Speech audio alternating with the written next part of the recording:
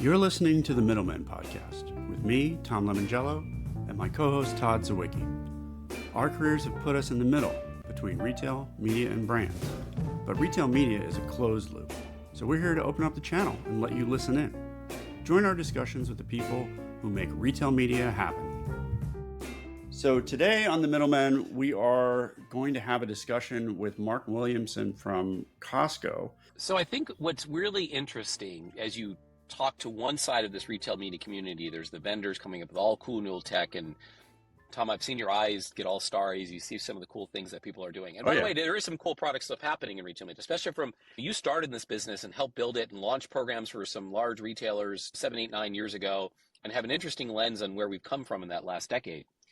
And what's fascinating to me is when you talk to retail media leaders, the people running these businesses, there are some real interesting constraints that they have to deal with. Like they live in an environment where you'd be thinking like from the lens of a publisher, right? The retail media team is the ad sales team and the merchandisers are the editorial team, except in this case, the editorial team runs the show because they generate revenue too, right? The merchandisers generate revenue. They have in-store sales, they're generating revenue, they have a big seat at the table. And that reality, I think, is something we, coming from the product and tech side, often forget, which is how are you going to make retail media compatible with a retail business, and what does that look like? Yep. And you know, what's interesting is I think we all started retail media, and its roots are in offsite monetization. And we looked down, oh, that was a technology problem. The reason we did offsite was because that was easy to do. Like it was the tech was doing programmatic retargeting effectively was something that was easy to execute on. That's why it exists. Yeah, it came from the fact that you had all of this in-store data, the point of sale data, joining that with the loyalty program. All that data was more than what the online traffic was from most retailers outside of Amazon. And so it was an easy first step. And yeah, if you're like me and we went to Shop Talk and we saw all the in-store tech and it's really exciting. But before you get there, you have to think about what is the retail media organization? What is the merchant and the retailer's organization? How do they fit together? And I think what's interesting about, if we think about offsite and stop looking down on it as the old thing and look at it as one of the pillars, right? When you're coming out of Shop Talk, we really settled on, there's really 3 pillars to retail media. There's on-site, off-site, and in-store. And by saying offsite is a pillar, it's a really important program. And then you hear about and learn from Mark of how it really offers him a lot of flexibility. It offers, as he's building retail media, he's building trust with the merchant side of the organization and has that flexibility to effectively monetize and build a retail media business through a pillar, a program, this offsite, which it was tried and true. It's been around for a while, but it's effective and it works and it offers the ability to build this business. And I think we can't look down on the operators, on the Marks of the world. And if they're leveraging a tried and true technology, tried and true pillar in offsite, that it has its role and purpose. And there's other people Epsilon certainly built their business originally around offsite too. And obviously they're moving online. And now I think there's discussions and they all want to get in store just like everyone else. And so I think that becomes interesting as we look at the tech world and the retail media tech world of there still might be opportunities around offsite. And I think as people who sell in and try to win over these retail media leaders, being sensitive to the realities of what their job is and how they have to live within these retailers and convince their peers, especially on the merchandising side, the merchant side, of how retail media can contribute to the business. And that's another thing that I think you'll learn from Mark is that he's not being judged. Retail media is not being judged on profitability and additional margin to the business. It's being judged on its ability to drive top line sales. He doesn't have a different goal. And I think Costco's got a pretty mature way of looking at retail media. And so I think we have to do a better job as an industry as we're selling into these folks and understanding the realities of their job. Is their KPI to drive contributory margin, or is their KPI to drive top line sales? And then how as you as a retail media product or platform or whatever, how can you contribute to that? And I think that's an interesting discussion and a more mature discussion as retail media settles in. Yeah, I mean, if we all started where, I think because retail media for a lot of these retailers started as offsite, profit was the main KPI, and it was incremental, it had to be different. And I think some of the discussion that we hear from Mark is more about, no, we're thinking about this holistically.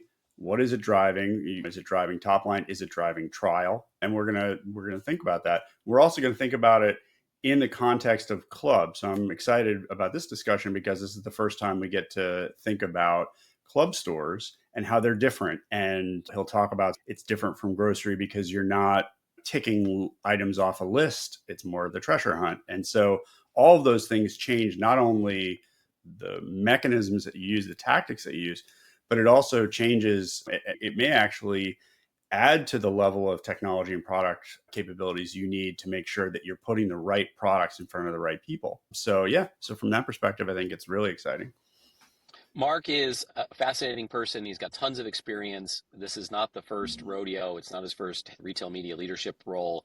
And there's a ton, I think, both operators who are building these programs can learn from his experience and listening to him, as well as those looking to sell in and help these retail media leaders build their programs. And it was a great conversation. And Mark is just a wealth of knowledge and experience.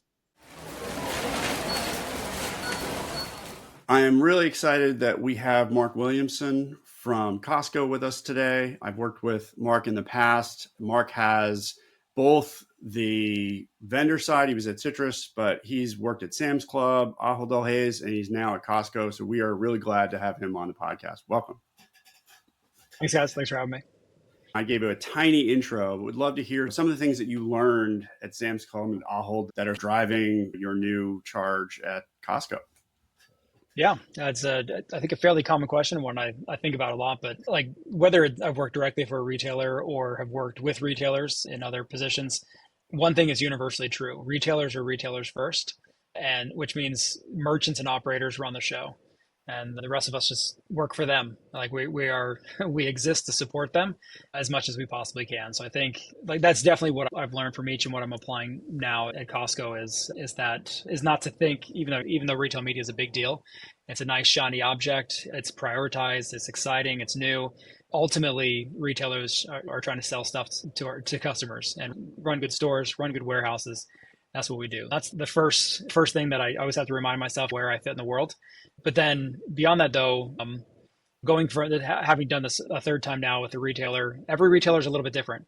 So there's definitely like best practices and similarities in technology and capabilities and ad products and that sort of thing that exist from retailer to retailer. Down deep, every retailer has its own origin story. There's a unique purpose and culture and realities on the ground that have to be addressed in order for a retail media program to thrive. So it's like we're an appendage of an existing business that has a story. And it's not as simple as just copying and pasting what works, or looking at what another retailer is doing and saying, hey, I like that, I'm going to do that here. It's more about figuring out the right way to bring retail media to life within the context of any particular retailer. And now I guess we have to think about it in the club context. At Ahold, it was very much about promotions, and there were many visits to the store potentially every week. With Costco, you got fewer chances to get at the consumer. And what is the role of the store and your new digital products? Tell us a little bit about what's different there. There's definitely uniqueness in the membership model. And the thing that people usually go to is, right, you guys have a lot of data, a lot of first party data, and which is true. But to me, the uniqueness of the model is more than just that. It's really, the membership model is about relationships and trust.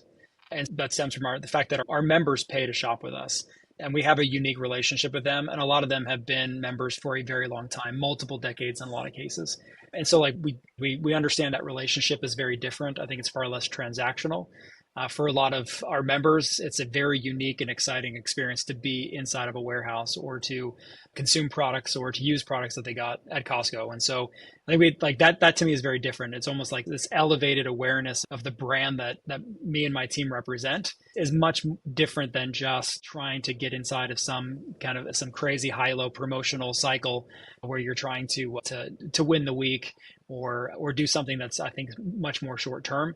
In this case, we have to look at everything through the lens of our member promise and of the reputation that we have with our members. And yes, we do want to reach more members. We want to increase awareness of the great products and the great value that we have. And we want to use data to inform relevant experiences and to do closed loop measurement. And yes, the membership model allows us to do that easier than I think other retailers can do it. But the filter that we're using, is this the right thing to do for our members? Does this feel like something that Costco would do to enhance the experience? And so it's, I said, like in general, it's I think a distinct advantage for us, but I think it's less about data, more about relationships. Costco and you guys, and I guess you, right, announced some new initiatives last year, right? Costco Retail Media was, and it'd be good to understand the announcement and where it fits in. And I think it speaks to how you're building the retail media business at Costco. And so I think that's a good starting point to, that's what pointed out, oh, I know this guy, Mark. And so I think it's useful, Mark, to give us some context on the announcement and what it speaks to. What are you doing with, and how you're building out Costco's retail media business? Yeah, so it's no secret. We definitely view ourselves as having last mover advantage. We've been suspiciously absent from, I think, from the broad retail media ecosystem for several years. Like Costco has done supplier partnerships for a long time. And so the merchant supplier relationship is sacrosanct around here. A lot of what we accomplish from a merchandiser perspective is because we have strong relationships with our suppliers. And an outgrowth of that is some form of marketing activation, particularly on Costco.com and an email and kind of in that space. And so really what we've been chasing after is bringing Costco into I think the formal, or what is now the conventional retail media conversation, where we are better positioned to partner with brands and agencies differently than we have in the past. And so we are hyper disciplined against our model, and we work very hard to not get distracted on shiny objects. I think retail media can definitely be viewed as a shiny object. What does it have to do with getting the highest quality product at the lowest possible price? We don't we don't do marketing, especially brand marketing. We let our products and our value speak for itself. And so the whole idea of retail media was actually viewed as outside of our core competency and something that we actually wanted to do. And so what has changed is really this recognition of the fact that partnering differently with suppliers, brands, and agencies can drive new and different engagement with our members outside of our own four walls, whether that's in our building, on our website, and really thinking, can we start the conversation with our members even sooner in partnership with our suppliers? And so what we did when we put our strategy together for retail media was flipping around saying, this is less about ad revenue. And if I think about why my program existed with other retailers I've worked for, or the retailers that I would try to sell citrus ad into, they're thinking about it as a revenue line and saying e-commerce is really expensive. I need to short my margin. Or Amazon's making, at this point, $75 trillion. I want my fair share. Like the motivating factors, like it's more like FOMO. I've got this, there's this revenue that I'm not getting. And the merchants in us or the capitalists in us say, hey, like we have a right to win here. Let's go compete. And that instinct just doesn't really work here because it's not clearly tied to the member value proposition. And so what really had changed was this understanding of saying, yes, this could be a source of ancillary revenue, but more importantly, the working media is the value that we're really chasing after. If we can deliver more relevant messaging to members wherever they're consuming content, whether it's in our environment or outside of our environment, that should drive traffic, that should drive shops, and that should drive top line sales. And the two metrics we're most interested in is top line sales and growing our member base. And so putting retail media in the context of feeding that flywheel is really what the game changer is for us. And then that's really the characteristics that we've adopted into our retail media program. And so we say no to certain things. We may not move as quickly in some areas, let's say like non-endemic advertising. To us, that's not moving traffic and it's not moving sales. And it's not necessarily growing the member base because that's just more of a data transaction. It's a little bit more, it's outside of what we said we would do. And so in this case, we're holding ourselves accountable to that strategic imperative, which is retail media exists to reach more members with relevant messaging, to drive more traffic and more top line sales. So if it is going to be focused on where it can drive more traffic, is it related to the treasure hunt? Is retail media going to help people navigate a little bit, make them a little more disciplined? Or yeah, I don't know how disciplined we want our members to be. We like it when they're discovering the art of the unexpected find or discovering an item they never knew they always wanted. That's definitely part of the experience. And we have to be careful though that we're not so prescriptive that we rob them of that experience, because that is what is quintessentially Costco. But I do think we have the opportunity to say, can we help start the process of discovery sooner? And we see this today, like from a social media perspective, we have a very simple social media strategy. Like 99.9% of the Costco content that anyone can see on Instagram or Facebook or TikTok or wherever, we have absolutely nothing to do with, other than the fact that that the item exists in our warehouses. We don't collaborate with influencers. We don't pay influencers. We don't seed content. That is all organic. Good, bad, ugly, doesn't matter. All of that is organic. But we can see and feel when the discovery starts on an item that goes viral in the social space. It does not take long for that to start to flow through our buildings. If you think about in the past, like the way that we would talk to our members, that might be an email, maybe a push notification, and then we send out our coupon mailer roughly once a month. That's really it in terms of starting the conversation before the warehouse trip or before the website visit. What we're trying to challenge ourselves to say is, can we capture that same essence of what we see happening organically in the social space within retail media? Can we find the right member and then go through our 35 to 4,500 SKUs, a lot of which are turning over and over, where there's a lot of newness, a lot of freshness, a lot of regional buys within that? Can we pull out the best item, the best 5 items, the best 10 items, and then surface that to our members where they're consuming content so they can start the process of discovery before the physical treasure hunt happens in the building? And that's really, so I feel like we're trying to attach ourselves to the organic Costco experience without becoming too, I guess, rote or routine. Again, which I think that's a little bit of a different experience than maybe in grocery, which is get on the list and then stay on the list and then repeat, rinse, repeat, rinse, repeat. With Costco, it's very different. We have a lot of in and outs. We have a lot of regional buying. And so like you've got a 6-week window or maybe an 8-week window, if you're lucky, a 3-week window to drive as much sales volume as possible. That's we have to solve for that unique challenge. And that's, I think, with the data that we have, with the relationship that we have with our members and the power of the advertising technology that's available, we can become a part of that conversation. Related to the treasure hunt aspect of Costco, and as we were talking in prep for this, you brought that term up, which I hadn't necessarily, as a non-retail guy, I hadn't really necessarily heard that about Costco. It makes a total sense, having how many times we walked into Costco. I just got to run in and buy a $20 thing, and I walk out with $400 cart, and it's almost like we're afraid to go into the store sometimes. But one of the things that's interesting is that coming out of Shop Talk and in the world of retail media, one of the hot categories I think is the rise of C stores and around retail media, and the realization that retail media can drive impulse purchases, especially with in-store retail media. And that would seem to align with the treasure hunt, the ability, like if I've got 6 weeks or 8 weeks to move a crap ton of product, and really it's almost every buy is a test buy at Costco if you're selling into Costco as a supplier. And so it could seem like retail media could be, an in-store retail media could be a real interesting way of how do I maximize the sale and introduction of a new thing within that 6 to 8 week window and helping drive that. It could drive impulses, and I think the C stores are showing that advertising can do that. Given that potential, is that sort of a conversation you've had internally within Costco as you've thought about? Is it something that you're looking to explore with regards to Costco and building out retail media? I think that's an interesting question and perspective that as we all start to look at the rise of in-store retail media and where does it fit in terms of a strategy and appropriate placeholder? Yeah, yes, all that. And having worked on some strategy for a couple of different C stores in a previous life, like it is a different animal. And I think the opportunity is to leverage the uniqueness of their value proposition. So you have close proximity, you have a high frequency of shop, and you have these single use bottles or snacks or whatever it may be. Am I going to do an unplanned trip into a grocery store for a bottle of Pepsi, which is my poison of choice?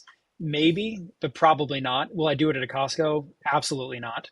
But would I do it at a C store? Sure. Like it's 20 feet away, easy breezy. That's fine. Even if I know I'm paying twice as much per unit as I would at a place like Costco, but I may not be in the market for a 30 pack. And so, but that's leveraging the unique value that they can deliver to their customers and to their advertising partners. I think it's the same thing with Costco. Is like our things like how do you drive trial as much as possible? Because there's so many new items that we're constantly trying to drive trial and extend people into maybe a different brand and another form factor, another flavor variety. And so the thing like, okay, we don't do a lot in the in warehouse space today. We for the last several decades, we've run a TV wall channel with our partners at PRN. We have some digitized tables up in our consumer electronics spot. We don't have a lot of signage. We don't have audio. Like we don't have a lot of, I think, the more conventional shelf talkers or card ads or other things that I think other retailers have really leaned in on to build their in-store space. But then if I really think about it though, we're known for our sampling stations, and we have these carts that are set up, and our members sometimes go for a meal and then they'll shop around it. Is that retail media? Is that in-store media? Like, yeah, absolutely it is. It's not a traditional ad impression, but it's a mechanism to drive trial. And I think that's the framing by which we're going to have to judge any of the opportunities for us to bring retail media into the warehouse is, does it add to the experience? Because at some point, somebody might have said, hey, you know what? We're a simple warehouse. We've got concrete floors and pallets and steel shelves. We don't need to put all that labor in handling out samples. Like, I'm sure there were some detractors when that idea first came up. But here we are several decades later. It's a big part of the experience, and we know that it works. I think we're going to have to go through the same exercise when it comes to whether it's digital signage or print signage or something. We're going to have to look and say, what makes sense for this environment? What do we think is going to drive trial and drive top line sales? And what I'm confident of is if we can check off all of the necessary evils, the privacy reviews, the legal reviews, the operational reviews, the CapEx and the installs, and all the nuts and bolts of actually running media in the physical space that we don't necessarily have in the digital space. But if we can solve for all of that, if it drives top line sales, then that's an idea that I think we're going to have to get behind. But, what our journey is to get there, I'm not sure, but I think we have our sandbox that we know that we can build within, because we can look no further than our sampling program for evidence.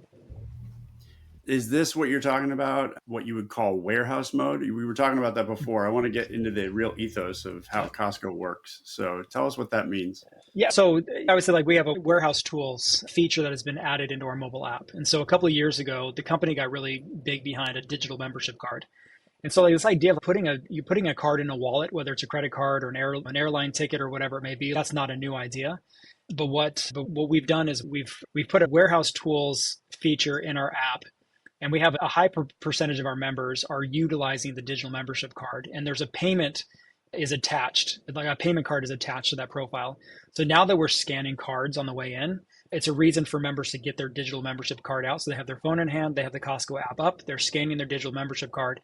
And then from there, we've recently introduced a warehouse inventory lookup tool, which if you're like me and you've been in the warehouse, and who cares, like from a wayfinding perspective, where it is, I just want to know if it exists. Yep. What does it cost? And is it in stock?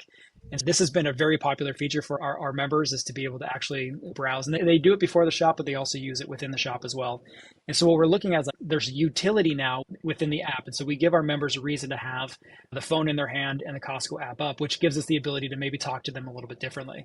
And so whether it's featured products or surfacing up deals or new items, treasure hunt items that they may want to be on the lookout for somewhere in their warehouse, it gives us the chance to really lean in on that. And we view that definitely as physical in warehouse retail media, even if it isn't a dedicated piece of hardware or a dedicated sign or something else that we put in there. We like the idea of all of our members are coming in with a smartphone. We might as well help them take advantage of it. So that's the warehouse mode that we're thinking about. Mark, another question about retail media and how organizations structure it, and curious Costco's perspective on it. One of the things that, as we talk to different retailers, is retail media something unique and separate from, let's say, digital or the merchandising team, or is it one and the same? For instance, Best Buy recently has merged the selling of retail media and trade. So merchandisers are potentially selling both or what have you. And I'm curious to hear how Costco thinks about it. You come across as someone who's maybe more product oriented, like my job's to build a platform. It's not necessarily to sell ads. It's about how do I build tools that can be used by the organization as well. And I think one of the things that as maybe a follow-up is maybe the right lens between merchandising and RMN teams is endemic versus non-endemic. Maybe merchandisers control endemic relationships and RMN is really about non-endemic, but they're running across kind of a unified platform of what is quote unquote media inside the retail environment. So I'm curious to hear how Costco thinks about that and your role as the RMN team within Costco. Yes, I can argue both sides of this and I've heard both sides argued, where is it retail or is it media? And yes, it's both, but this is where going to back to my first answer, which was retailers will always be retailers first. And maybe there's some exceptions from some digital natives who have popped up in the last 5 years, but like we will always be retailers to our core, which means the merchants are still the center of our universe. And regardless of the source of funding, and so increasingly we're working more with brands directly and with agencies directly, it is changing the nature of the relationship a little bit. But what happens is we end up in conversations where a brand definitely is interested in activating against a Costco audience. Their client has asked them, to drive sales at Costco. We fit their core demographic, whatever it may be. Like it's easy enough to get that conversation to drive that. But it would be a dereliction of duty for us to just have an isolated relationship or transaction with an agency, even if everything works perfectly fine. We are accountable back to our merchandising organization. And this is where we go, like, our number one KPI is top line sales. So yeah, I could say, hey, we made $1 million over here on this one effort. I would expect our chief merchant to come to me and say, okay, so somebody invested money. What did it do? What did it deliver? And just me telling how much of that we kept as profit margin is not going to be a good answer. It needs to be there's $1 million of working media and it had on average a 5-to-1 return on ad spend. So you saw 5 million of top line sales attributed to the media campaigns that we ran. And so at the end of the day, everything flows back into merchandising. The question comes down from a fundraising perspective: is the merchant the face of the ask, or is the retail media team the face of the ask? And that's where I think every retailer kind of has to figure out in their ways of working what's the best opportunity here. And maybe you could try to do both. This is where I see my view as a retail media GM, is to figure out how do we go to market in a multitude of ways. Because if we try to force agencies through a merchant conversation, it would be the end of the conversation. We would fail miserably. But if we try to treat every supplier like they were an agency, we would also fail. And so what we've been really focusing on, so we put like our version of an account management team, we call them our growth team. And so it's our largest team and it's our fastest growing team. And we have growth managers and growth coordinators. They're aligned to a merchandising vehicle. So they're accountable to a VP of merchandising and to all the buying teams within that vertical, within those departments. And so whether an opportunity comes via merchant directly, and a lot of our demand still comes via merchandising. That's just the relationship we have with our suppliers. So whether it comes through them, if it comes directly through one of our growth managers who's working their relationships, maybe with the shopper marketing agency or with the supplier team, or it comes via one of our DSP partners, and it's an agency trying to buy from Trade Desk. We have a growth manager that is the connective tissue between all of those different forms of activation, and they're accountable back to the merchant at minimum to keep them aware. One of our biggest issues, like we may run tight on inventory. We may not be in a position to take more demand. And Right. so we align before anything happens, we align with the buying team to say, hey, are you good with the supplier? Are you good with this item? Are you good on supply? And then we walk them through what the plan is. We don't over involve them in the process because that would be a bad use of their time. But we do want to make sure that they are consulted on the front end and that they're aware of what happens on the back end. Over time, like, I really view our growth team as the marketing arm of merchandising, to where they do what they do best. They go source great items and they squeeze as much cost out of that item as possible so we can offer to our members at the lowest possible price. But then they use our team as more or less their marketing arm to drive trial, to drive awareness, drive trial, and then drive repeat purchase, or go after those more surgical strikes like lapsed users or users that look like maybe their purchase patterns are starting to change, or we may be bleeding them to other retailers. That's the thing, like, they don't have that time or the expertise to do that kind of marketing. But that's where I really want to view us as that strategic partner of theirs. So you buy great items, make sure it's a great price. We'll go help tell the story in partnership with suppliers, brands, and agencies. Short answer to your question: there's no way around the merchants, Well, especially here. I think that was super fascinating, because I think that's one of the biggest questions that we see across the landscape is, what's the right organizational structure? Where does retail media fit in?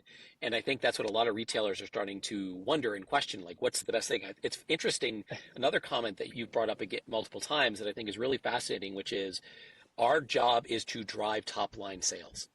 Whereas a lot of retail media teams, it's about capturing margin. It's about, the media dollars. It's about anything but that.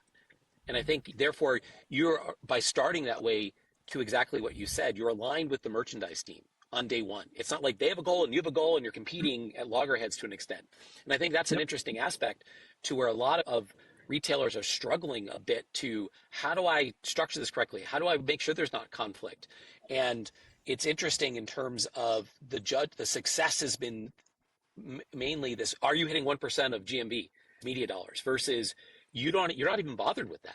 You're just, am I helping drive top line revenue? And we're another pathway to help that, and maybe reaching a different audience that can, like you're talking about agencies as a non-endemic audience for merchandisers, as an example to my endemic versus non-endemic comment. But I think it's super fascinating, because I think the lesson there of, are you all aligned to the same North Star or not? And maybe that's part of the root of the conflict that we've heard about from other organizations in how they try to build retail media out. Yeah, no, 100% agree with that. And I don't know if there's a silver bullet here at all because this idea, like, and I've definitely been involved in the 1% of sales or whatever it may be. I think there's some merit to that. There may be some best practices or some benchmarking that says our most healthy suppliers are reinvesting X percent of GMV in marketing. There's some efficiency or best practices within that. But you're exactly right, though. Like it's been said, the beauty of retail media is that everyone involved has the same desired outcome. We think, and as long as we keep that true, the one thing that we all have in common, the retail media team, the merchandisers, the operators, accounting, finance, whoever it is, we all want the same thing. We run into some issues like if an agency, maybe their number one KPI is ROAS, which may or may not translate exactly to top line sales, or maybe it's not as clear, or maybe they're trying to hit a CPM target. But like I think where retailers get sideways in this conversation is if you're trying to hit a margin target, because then it impacts your rate card, or maybe you emphasize one channel over another channel, and so you may try to skew more media into your higher margin channel, when in fact the better opportunity is some other channel that may be lower margin. And so this is a bit of a change for us, especially as we go into digital media spaces that we don't own, which means that there's a lot of cost associated with that. But what we want to be able to say is we want to say if supplier X invests $500,000 in working media, what did it do? What needs to be done to drive the most growth? And it may be within our own operated properties, it may not. And I think like even just understanding the impact of each channel versus each other becomes absolutely essential. And the good news is that with Costco, we have a strong foundation. We know what an end cap delivers. We know what our front end fence delivers. We know what our multi-vendor mailer program delivers. And we have a pretty good idea of what our website delivers. And so like we have a good baseline to grow off of. So if someone says, hey, I've got $100,000, what should I do with it? For example, like, have you tried to get an end cap? Because those work pretty well. Have you tried sampling? Because that works pretty well. I wanted to get to the role of competition because if you add, and I was really excited when you started to have the Storytail Criteo ads where there's display next to sponsored search, because if that starts to work well, you start to get people like my wife wondering whether or not we should buy 5 pounds of mayonnaise or 40 pounds or whatever that crazy example you shared on LinkedIn was. Yeah. But I feel like it's share of car. Like it's not just share of wallet. It's what can we fit in the car? And if mayonnaise gets in there first before some air conditioner or whatever, like how is competition really working at Costco? In terms of like competition, like one of our items against another one of our items? Yeah, like it should be like not only does the treasure hunt get you to buy random things, but Yep. you can potentially get people excited about buying something and push something else out. Yeah, there is, whether it's share of cart, share of car, share of wallet, like there's always this unexpected find and this unplanned purchase or multiple unplanned purchases. But yeah, I think this idea of whether it's maintain share of voice or share of attention or whatever it may be, or even just, I think the way that we need to position retail media is like, how do you get on the list before the trip? So Right. knowing that there's going to be an impulse purchase, how do you not be an impulse purchase? Yes, you're impulse, but you're a planned impulse or whatever it may be. There's something to that. I think like for us, we look at it and the value of having upper funnel and mid funnel awareness media paired with conversion media. The real power in that is like driving maybe like usage occasions or whatever it may be. So if you have more mayonnaise than you normally buy, what could you possibly do with it to justify that?